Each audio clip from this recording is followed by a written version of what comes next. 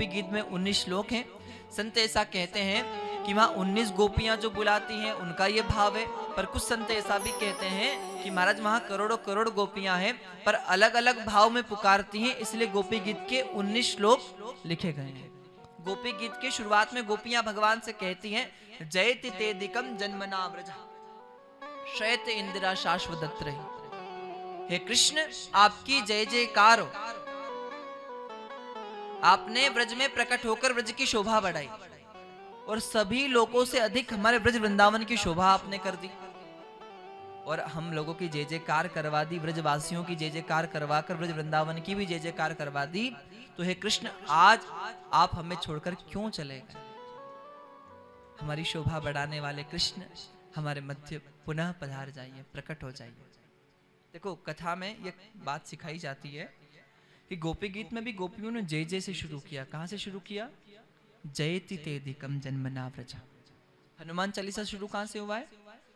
जय हनुमान ज्ञान गुण सागर। पहले दोहा है, फिर छंद में महाराज जो चौपाई कही गई है उसमें जय से। तो ये कथा भी हमें सिखाती है, अगर हमें भगवान के पास जाना है या भगवान की कृपा हम चाहते हैं तो महाराज सुबह उठ के सबसे पहले भगवान की जय हो। बोलो द्वारिकाधीश की, राधा रानी की, हनुमान जी महाराज की, सतगुरुदेव भगवान की, सब संतन की और सब भक्तन की। तो ये जय हो। और जो सुबह उठकर जगकर 5 बार भगवान की जय जयकार करता है और रोज करता है, समय जब आता है तो भगवान उस भक्त की भी जय जयकार दुनिया में करवा देता है महाराज। इसलिए हमें खुद की जय जयकार करने की आवश्यकता नहीं है, भगवान की जय। गोपियां कहती है व्रजति। श्री डोंगरे जी महाराज यहाँ भी कहते हैं कि व्रज क्या है? व्रजति भागवत समीपम स व्रजः ते जन्मना अधिकम जयति। व्रज क्या है? जो हमें भगवान के पास ले जाने में सहायक होता है वो व्रज होता है, वृंदावन होता है। हमें भगवान की कथा किसके कारण सुनने को मिल रही है? इस देह के कारण। ये शरीर है तभी तो कथा सुन रहे हैं। ब्रज वृंदावन किसको कहा है डोंगरे जी ने? ये ब्रज वृंदावन मीराबाई ने इसी देह को, इस शरीर को वृंदावन बनाया था और इसी वृंदावन में महाराज भगवान श्री कृष्ण को घट में प्रकट कर लिया था।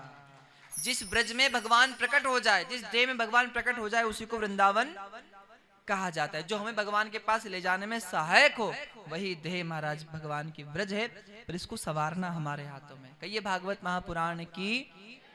गोपियों ने बड़ा सुंदर भाव कहा और भगवान श्री कृष्ण गोपियों का भाव स्वीकार कर लेते हैं और भगवान श्री कृष्ण गोपियों के मध्य में यहाँ इनके भाव से प्रकट हो जाते हैं। सुंदर महारास हो रहा है।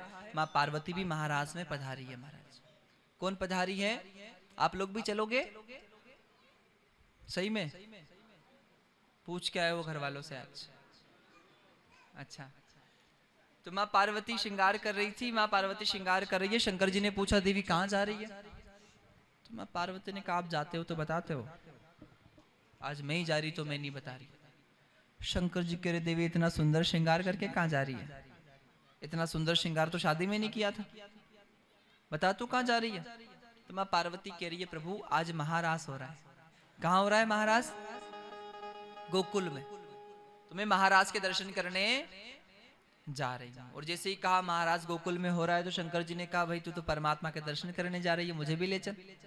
नहीं नहीं, आप तो ही समाधि में बैठा बैठा राम राम करो, मैं ही जाऊंगी। बोले नहीं मुझे भी ले चल, मैं दर्शन करूंगा। बोले नहीं नहीं, आप नहीं जा सकते। क्यों नहीं जा सकते?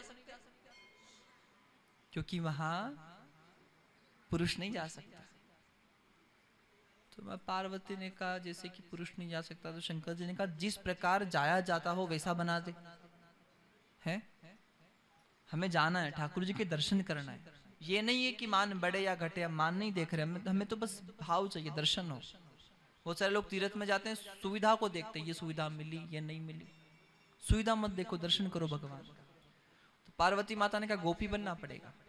शंकर जी हामी भर देते हैं और शंकर जी हो जाते हैं गोपेश्वर। बोले गोपेश्वर महादेव की।